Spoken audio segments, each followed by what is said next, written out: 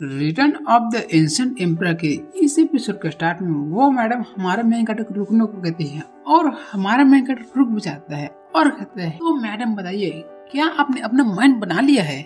वो वहाँ पर ताली पीटती है और कहती है तुम ऐसे मैन है जो अपने वर्ड को रखते हो और तुमने पहले ही गेस कर लिया था कि मैं तेरे साथ तेरा एग्जाम ले रही थी। सिंस तुम इतने स्ट्रेट फॉरवर्ड तो मैं तुमको डायरेक्टली ही करूंगी। वेल यहाँ पर एक पर्सन है जिसको मैं प्रिजन से बाहर निकालना चाहती हूँ। उसका नाम सेंग क्यूआई है और वो करेंटली इन प्रिजन है रॉयल क्लैन प्रिजन में। हमारा मेन सोचता है क्या royal clan prison Seng QI ठीक है जब तक वो यहाँ पर इनोसेंट है तो मैं उसको 2 दिन में बाहर निकाल सकता हूँ। और सोचता है वो भी यदि किसी को रॉयल क्लैन प्रिजन में प्रिजन किया जाता है और वो व्यक्ति रॉयल फैमिली के काम में आ सकता है तो वो वही छोड़ना चाहिए। फॉर्मिडेबल कैरेक्टर वो वही छोड़ना चाहिए। हमारा मेन कैरेक्टर फिर कहता है लेकिन हाउएवर मुझे यहाँ पर आपके इस ब्रोथल से किसी यान नाम के लड़के के यहाँ से ले जाना है क्योंकि मैंने अपने एक फ्रेंड से प्रॉमिस किया कि मैं किसी नो मैटर कुछ भी हो जाए मैं उसे यहाँ से लेकर रहूंगा और यही मेरी कंडीशन पहली है। वो भी कहती है हाँ ठीक है मैं तुम पर ट्रस्ट करती हूँ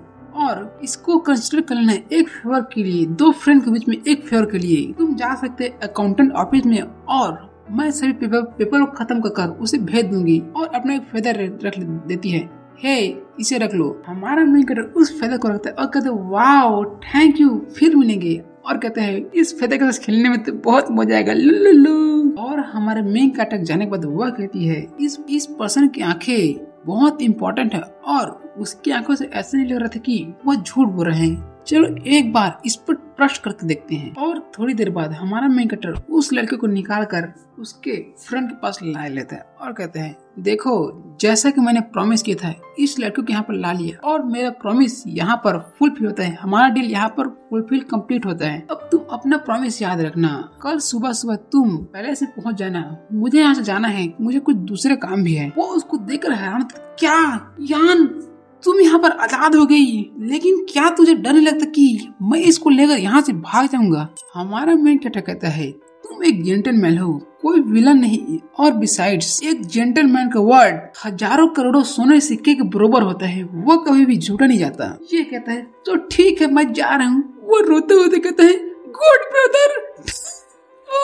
और उस बोतल के बाहर आने के बाद हमारा मेन कैरेक्टर कहता है जब तक ये बिल्ला हमारे पैलेस में एंट्री करता है तो मैं एकदम कॉन्फिडेंस हूँ कि मैं इसको कंट्रोल कर सकती हूँ और होप करता हूँ कि खान का मैटर यहाँ से कम्प्लीटली रिजॉल्व हो जाए। और आज की सुबह एकदम ऐसे लग रहा है कि कोई बैटल कर लिया है। चलो ना घर जाते हैं और रिलैक्स करते हैं। सेंग क्यूआई को तो बाद में देख लेंगे। और बिसाइड्स माय डार्लिंग मैंने यहाँ पर बहुत बड़ा काम किया तो इसके रिवार्ड में तुम मुझे क्या देने वाली हो। और पैलेस के स्टडी रूम में इनसाइड में हमारा मेन कैरेक्टर उसकी गोद में बैठा होता है। वो उसके कान में कुछ डाल रही होती है। यह सोचता है वाह कितना सॉफ्ट मजे आ रहा है। लेकिन मैंने सोचा था कि यहाँ पर कुछ दूसरा होगा जैसे कि ठरकी आदमी का ठरकी सोच। मैं उसकी आंखें को बंद करूंगा और इस फेदर से उसके पूरे बदन में घुमाऊंगा। वाह क्या बात है। लेकिन मेरी वाइफ यहाँ पर बहुत सीरियस है और सचमुच यार इस पोजीशन में वो बहुत प्यारी लग रही होती है। और इस बारे में सोचा कि मैं इसके बारे में ज्यादा नहीं जानता हूँ। तभी ये उठता है और कहता है क्या तुम्हारी कोई दूसरी फैमिली क्या तुम्हारी फैमिली में कोई दूसरा मेंबर नहीं है। ऐसा लगता है कि मैं तुम्हारे बारे में बहुत कम ही जानता हूँ। ये कहती है महाराज आपको मेरे फैमिली के बारे में इतना जानने की क्या जरूरत है। ये कहते हैं मैं बस तुम्हारी केयर करना चाहता था ज्यादा कुछ नहीं। ये कहती है नो क्या तुम इससे ज्यादा टाइट नहीं हो सकती। क्या तुम प्यारी प्यारी बात नहीं कर सकती। नो मैं ऐसा नहीं कर सकती। जैसी मैं अभी हूँ मैं वैसे ही रहूंगी। यह कहता है ठीक है लेकिन तुमने अभी अपने फैमिली के बारे में यहाँ पर गलत कहा है। तुम्हारे पास एक फैमिली है। ये कहते हैं क्या मेरी एक फैमिली है और मुझे ही उस फैमिली के बारे में पता नहीं। ये कहते हैं ऑफ कोर्स मैं तुम्हारा फियांसे हूँ और तुम मेरी फैमिली हो। मैं तुम्हारा फैमिली हूँ। वो कहते क्या फैमिली। वो यहाँ पर ब्लश शर्माने लगती है। हमारा मेन कहते चांस देखते और कहते वाओ बेस्ट चांस।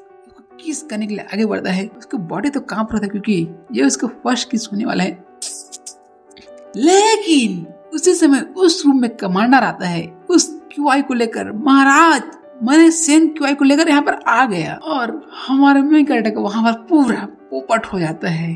और सोचता है अबे साले, तेरे को इतनी जल्दी आने को किसने कहा था? मैंने तेरे को कितनी बार कहा दरवाजा नॉक कर लेकर, थोड़ा लेट से आएगा, लेकिन तू सुनने को तैयार नहीं है। ये कहते हैं महाराज मैंने पूरे रिकॉर्ड को चेक कर लिया है और इस पर्सन ने कोल्ड गार्ड के डिप्यूटी कमांडर यांग चुन को खत्म किया, उसकी हत्या की है। और वो वही था जिसने चाय यून को रेस्क्यू करने में मदद की थी। चाय चुन की मतलब उसकी डॉटर को रेस्क्यू करने में उसी बंदे ने मदद की थी। हमारे में इकट्ठे कहते हैं तो तुम हो सेंग क्यूआई और तुमने यहाँ पर एक्चुअली कोल्ड गार्ड के डिप्यूटी कमांडर को खत्म करने उसकी हत्या की है। तुम इस बारे में क्या कहना चाहोगे? वह सेंग क्यूआई जिसको रस्से से बांधकर एकदम खराब में बांध के लाया था, वो चिल्लाते हुए कहता है तो क्या वो बास्टर्ड डिजर्व करता था मरना?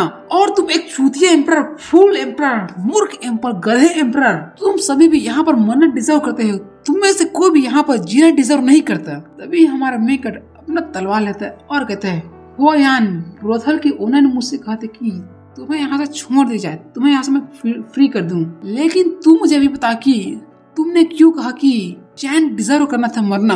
बता।